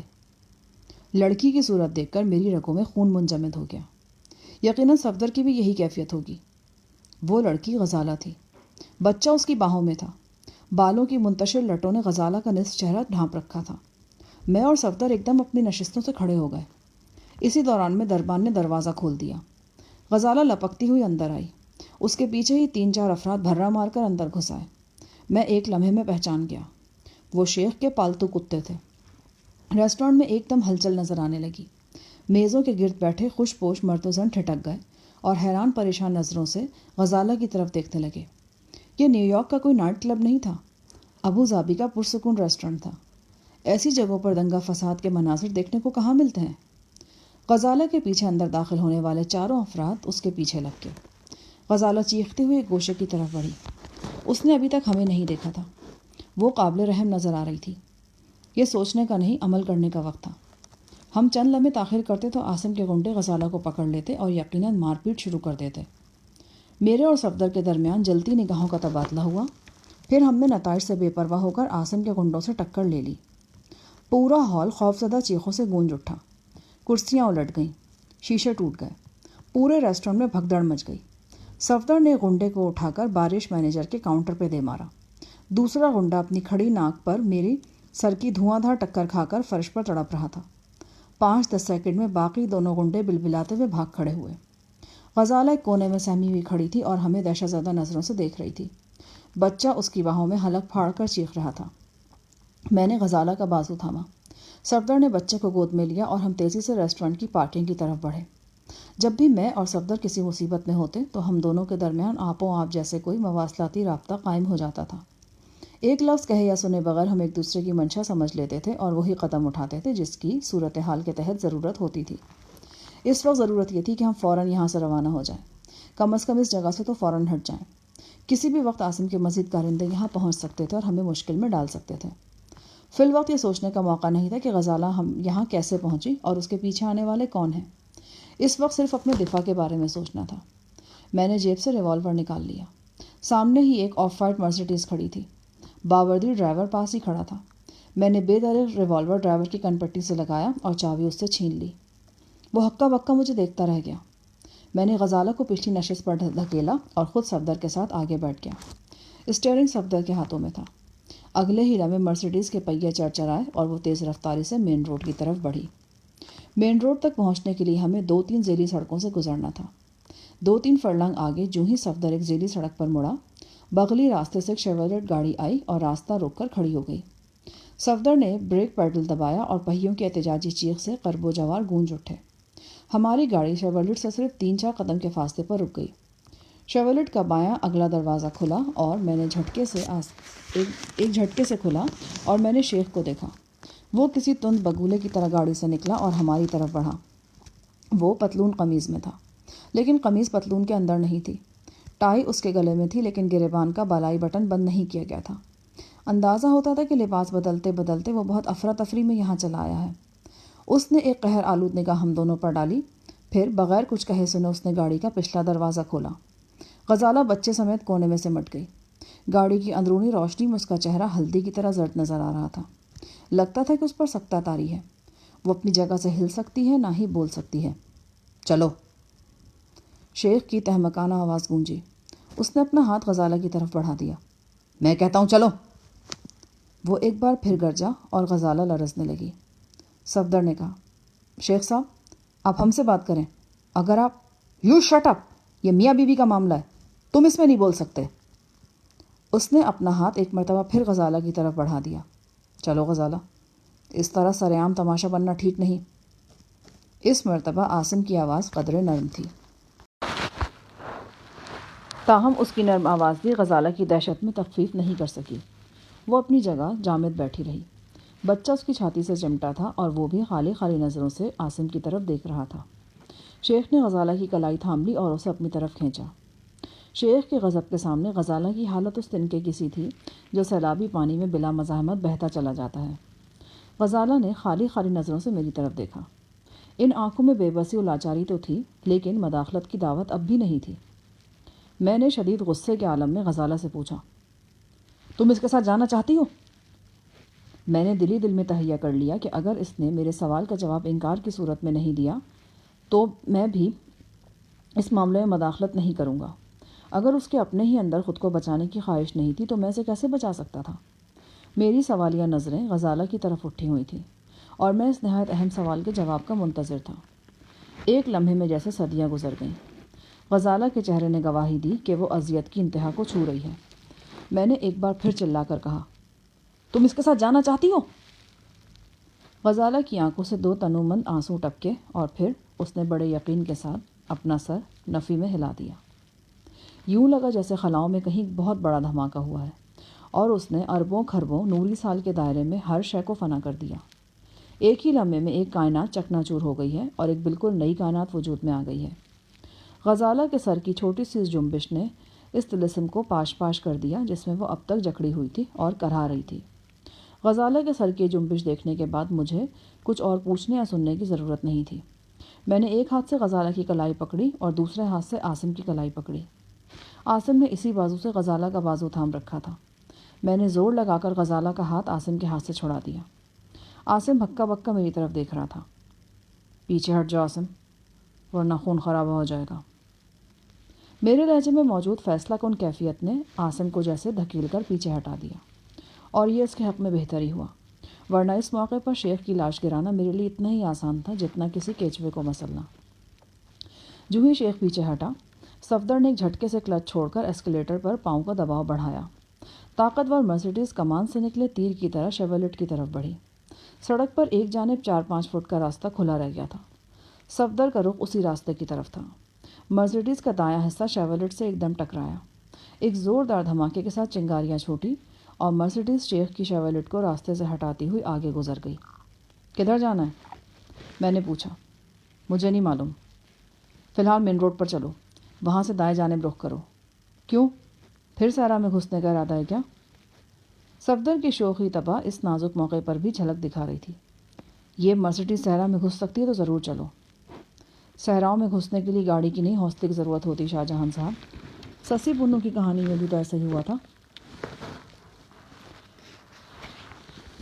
غزالہ ہماری گفتگو سے بے نیاز ایک گوشے میں سمٹی بیٹھی تھی۔ اس نے اپنا سر بچے پر یوں جھکایا تھا کہ چہرہ چھپ کر رہ گیا تھا۔ وہ ہچکیوں سے روتی چلی جاتی تھی۔ بہتر یہی تھا کہ فی الحال اس کو اس کے حال پر چھوڑ دیا جائے۔ مین روڈ پر پہنچتے ہی صفدر نے گاڑی کا رخ شہر کے مضافات کی طرف کر دیا۔ میرا ذہن تیزی سے سوچ رہا تھا۔ اس موقع پر کچھ بھی میری سمجھ میں نہیں آ رہا تھا۔ صفدر کی طرح میری نظر بھی بار بار عقب نما آئینے کی طرف اٹھ جاتی تھی۔ ابھی تک ہمیں اپنے تعاقب کے آثار نظر نہیں آئے تھے۔ ابوظہبی کی پولیس سے اب بھی ہمیں خطرہ لاحق ہو گیا تھا۔ ابوظہبی کی پولیس یوں تو بہت سخت ہے اور قانون نافذ کرنے والوں میں سے قانون نافذ کرنے میں کسی طرح کی کوتاہی نہیں کرتی، لیکن اس میں بہت زیادہ پھرتی نہیں ہے۔ شاید اس کی وجہ یہ ہے کہ یہاں جرائم نہ ہونے کے برابر ہے۔ عملی تجربے کی کمی نے ان کی کارکردگی کو متاثر کیا ہے۔ ہم مین روڈ پر 1.5-2 کلومیٹر سفر کر چکے تو ایک دم میرے ذہن میں ایک بات آئی۔ صفدر نے شیخ کے ایک باورچی کا ذکر کیا تھا۔ صفدر نے عباس نامی اس باورچی کو اغوا کر کے اس سے گرا قدر معلومات حاصل کی تھی اور اسے خاصا مروب کیا تھا۔ میں نے صفدر سے عباس کا ذکر کیا تو اس کی آنکھیں چمک اٹھی۔ آپ نے خوب یاد دلایا۔ میرا خیال ہے اس وقت عباس کا گھر ہمارے لیے بہترین پناہ گاہ ثابت ہو سکتا ہے۔ وہ کیسے؟ وہ ایسے کہ مجھے دیکھتے ہی عباس اور اس کے اہل خانہ کی خوف سے گھکی بن جائے گی۔ ہم عباس کے گھر میں بڑے اطمینان سے کچھ وقت گزار سکتے ہیں۔ اس کا گھر ہے کہاں؟ خوبی کی بات ہے کہ ہم اس کے گھر کی جانب ہی جا رہے ہیں۔ اگلے چوک سے ہم دائیں جانب مڑیں گے نا تو 5 منٹ کی ڈرائیو کے بعد عباس کے محلے میں داخل ہو جائیں گے۔ دیکھ لو بھائی، کہیں کوئی مسئلہ تو پیش نہ آ جائے۔ میرا مطلب ہے ہم عاصم سے چھپ رہے ہیں اور اسی کے باورچی کے گھر پناہ لے رہے ہیں۔ یہ سب آپ مجھ پہ چھوڑ دیں۔ عباس کے اہل خانہ جانتے ہیں تمہیں؟ اہل خانہ کے لفظ پر صفدر مسکرایا۔ جناب، اہل خانہ کو آپ دیکھیں گے تو حیران رہ جائیں گے۔ بس 2 بیوی ہیں اس کی، دیکھنے کی چیزیں ہیں۔ ٹھیک 10 منٹ بعد ہم ایک درمیانے سائز کے مکان میں داخل ہوئے۔ یہ مکان رہائشی علاقے میں تھا لیکن دوسرے مکانوں سے قدرے الگ تھا۔ بیرونی احاطے کا گیٹ کھلا مل گیا۔ اندرونی حصے کی کال بیل اندرونی دروازے پر تھی۔ کال بیل پر ایک سرخ و سفید قندھاری انار جیسی فرباندام عورت نے دروازہ کھولا۔ صفدر کی صورت نظر آتے انار کا رنگ لیمو ہو گیا۔ اس کا بھاڑ سا منہ کھلا رہ گیا اور موہی کی طرح دروازہ بھی کھلا رہ گیا۔ میں اور صفدر عورت کو دھکیل کر اندر گھس گئے۔ صفدر نے اشاروں کنایوں میں عورت نما لڑکی کو سمجھایا کہ اگر اس نے چیخنے کی کوشش کی تو اسے عین ماتھے پر گولی مار کر وہ عدم آباد روانہ کر دے گا۔ صفدر کے اشاروں کنایوں کو واضح کرنے کے لیے ریوالور بھی اس کے ہاتھ میں موجود تھا۔ کمرے کی روشنی میں نے دھیان سے دیکھا۔ جسے شروع میں نے عورت سمجھا تھا وہ اتنی عورت بھی نہیں تھی۔ بمشکل 25-26 سال عمر رہی ہوگی۔ ہاں، بے حد صحت مند ہونے کے سبب وہ بڑی عمر کی نظر آتی تھی۔ وہ خوفزدہ تھی، لہٰذا اس کے جسم کی چربی یوں ہل رہی تھی جیسے لرزے کا بخار چڑھا ہو۔ اس کے ہونٹوں سے مقامی زبان میں پتہ نہیں کیا کچھ نکل رہا تھا۔ اسی دوران میں ایک نہایت سریلی نسوانی چیخ برآمدے کی طرف سے آئی۔ میں نے دیکھا کہ تر و تازہ گوشت کا ایک اور خوبصورت پہاڑ وہاں بھی موجود تھا۔ یہ عورت نما لڑکی بھی شکل و صورت اور قد کاٹ میں پہلی جیسی لگتی تھی۔ صفدر کو دیکھ کر اس کی حالت بھی خوف کے مارے بری ہو گئی۔ وہ شاید نہا کے نکلی تھی۔ اس کے بال گیلے تھے اور ایک بڑے سائز کا تولیہ اس کے چربی دار جسم پر لپٹا ہوا تھا۔ وہ جیسے آئی تھی ویسے ہی شڑاب سے واپس کمرے میں گھس گئی اور اندر سے کنڈی لگا لی۔ اندر فون تو نہیں ہے؟ میں نے صفدر سے پوچھا۔ صفدر نے اطمینان سے نفی میں جواب دیا اور مجھے بتایا کہ یہی دونوں عباس کی گھر والیاں ہیں۔ وہ آپس میں کزنز ہیں۔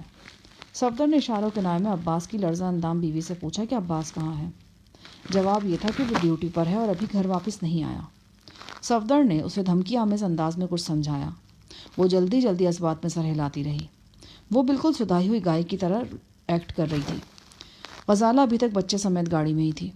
ہمارا ارادہ تھا کہ غزالہ کو اس وقت لایا جائے جب یہاں گھر میں سب کچھ ہماری منشا کے مطابق ہو جائے۔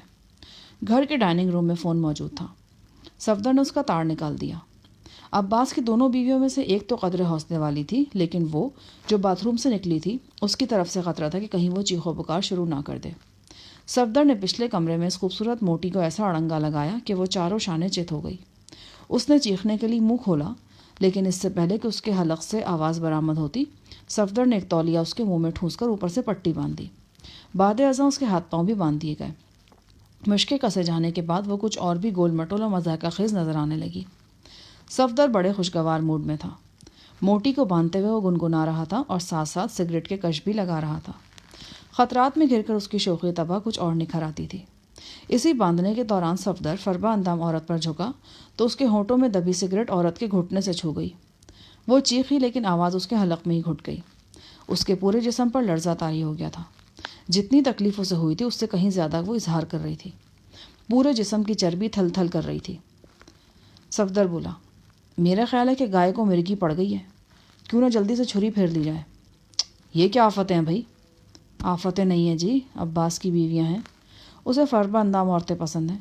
یہ دونوں مصری تربوز گھر میں ادھر ادھر لڑکتے ہیں تو عباس کی آنکھوں میں ستارے چمک اٹھتے ہیں۔ زری گل یہاں ہوتا تو ان دونوں پر ضرور کوئی نہ کوئی یادگار گانا اسے یاد آ جاتا۔ حالانکہ میں زری گل نہیں ہوں، پھر بھی میرا دل چاہ رہا ہے کہ ان دونوں پر کوئی شاندار گانا فٹ کروں۔ مثلاً پتلی کمر ہے، ترچھی نظر ہے۔ گھر کے ماحول اور مکینوں سے پوری طرح مطمئن ہونے کے بعد صفدر نے مجھ سے کہا کہ میں غزالہ کو لے آؤں۔ میں غزالہ کی طرف روانہ ہوا۔ مرسیڈیز میں ہم نے عباس کی رہائش گاہ سے قریباً 1 فرلانگ دور ایک نیم تاریک گلی میں کھڑی کی تھی۔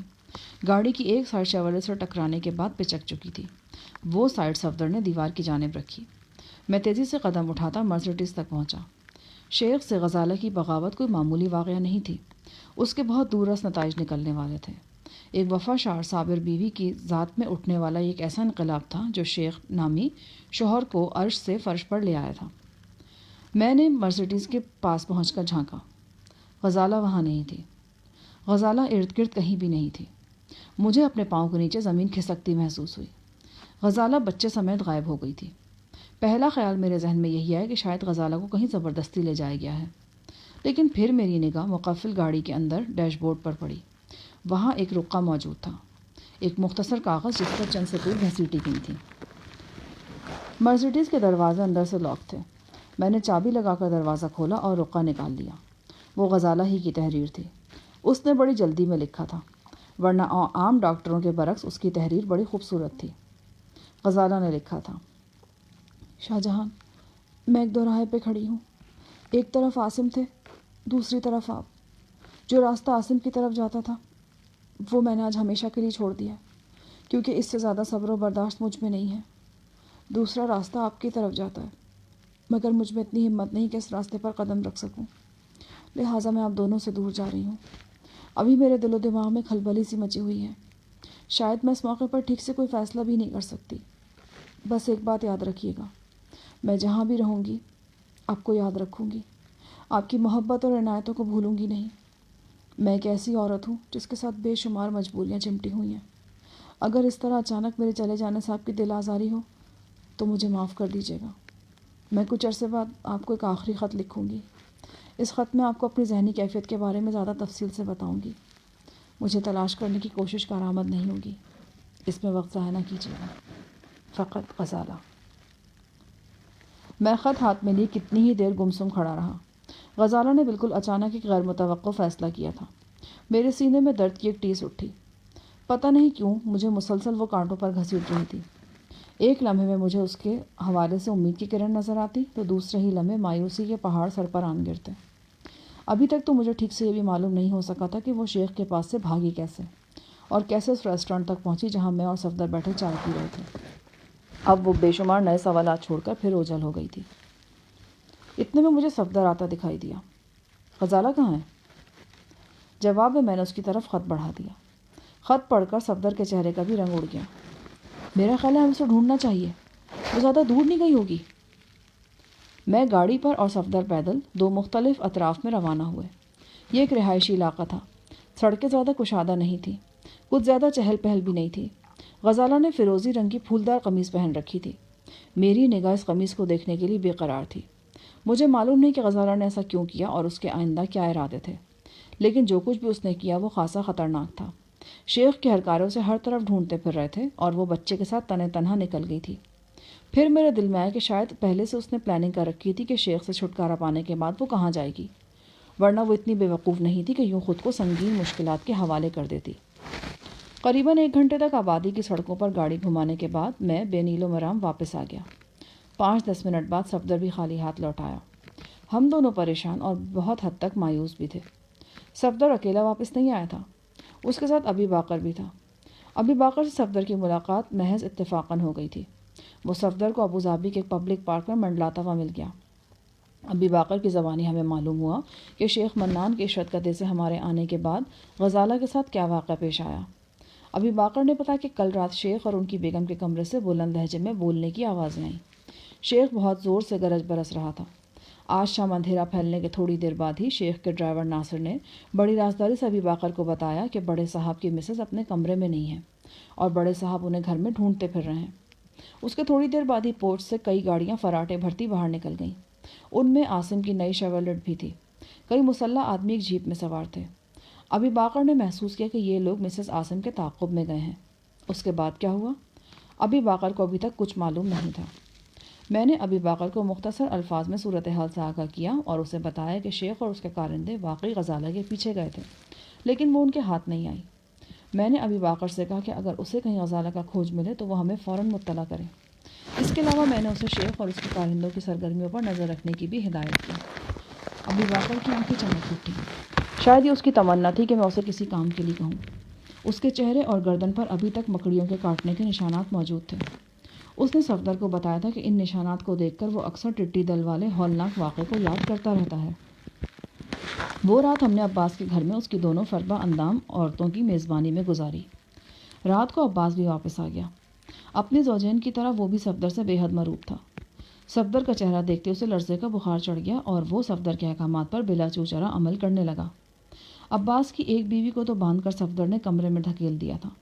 اس کی وجہ یہ تھی کہ وہ شور شرابہ کرتی تھی۔ دوسری آزاد تھی اور شوہر کے ساتھ مل کر ہماری خدمت گزاری میں مصروف تھی۔ وہ واقعی کسی تربوز کی طرح ادھر ادھر لڑکتی پھرتی تھی اور رات کا کھانا تیار کر رہی تھی۔ اس کے قدم ذرا سست پڑتے تو صفدر کڑک کر بولتا۔ عورت کے جسم کا سارا گوشت تھرا اٹھتا اور رفتار ایک دم تیز ہو جاتی۔ کوئی اور موقع ہوتا تو ہم گوشت کی اس گیند کو یوں لڑکتے دیکھ کر اپنی ہنسی ضبط نہ کر سکتے، لیکن اس وقت صورتحال مختلف تھی۔ غزالہ کی اچانک غیر موجودگی نے ہمیں پریشان کن سوچوں کے حوالے کر دیا تھا۔ اس نے بڑا عجیب و غریب قدم اٹھایا تھا۔ اندازہ ہو رہا تھا کہ وہ گھر سے ہی سب کچھ سوچ کر نکلی تھی کہ اسے کہاں جانا ہے اور کس طرف جانا ہے۔ یقینی بات تھی کہ وہ فی الوقت ایئرپورٹ کا رخ نہیں کرے گی۔ وہ ابوظہبی کے اندر ہی کہیں موجود تھی۔ اب معلوم نہیں تھا کہ اتنے بڑے شہر میں وہ کون سی چار دیواری ہے جس نے اسے پناہ فراہم کر رکھی ہے۔ غزالہ کا چھوڑا ہوا خط میں اور صفدر کئی بار پڑھ چکے تھے۔ ہر بار ہم نے یہی نتیجہ اخذ کیا کہ وہ اب کبھی عاصم کے پاس واپس نہیں جائے گی۔ بالآخر اس نے عاصم سے اپنا راستہ جدا کر لیا تھا، لیکن اس کے ساتھ ساتھ یہ بات بھی بالکل واضح تھی کہ وہ اب پاکستان بھی واپس جانا نہیں چاہتی۔ اپنے والدین کے پاس جانے کا تو سوال ہی پیدا نہیں ہوتا تھا۔ غزالہ کو بخوبی معلوم تھا کہ اس کے شوہر کے ہاتھ کتنے لمبے اور بے رحم ہیں۔ وہ لاہور سے اسے بآسانی واپس اپنے گھر لا سکتا تھا، بلکہ شاید ہی کوئی جگہ ایسی ہو جہاں سے وہ غزالہ کو واپس نہیں لا سکتا ہو۔ خط میں غزالہ کا یہ جملہ اہم تھا کہ اس کے دل و دماغ میں کھلبلی مچی ہوئی ہے اور وہ ٹھیک سے کوئی فیصلہ نہیں کر سکتی۔